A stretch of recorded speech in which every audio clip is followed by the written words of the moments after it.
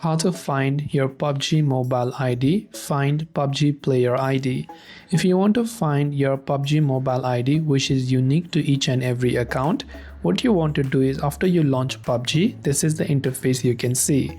From the top left, you can tap on your profile as you can see right here.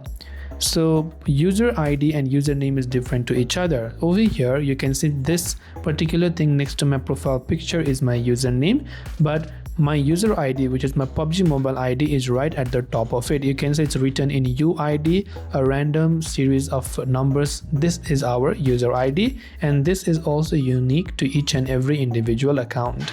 And this is the way you can find your PUBG Mobile ID. Hope this video helped you out. If you have got any questions, feel free to leave them down below. As always, thank you for watching and see you soon in the next video.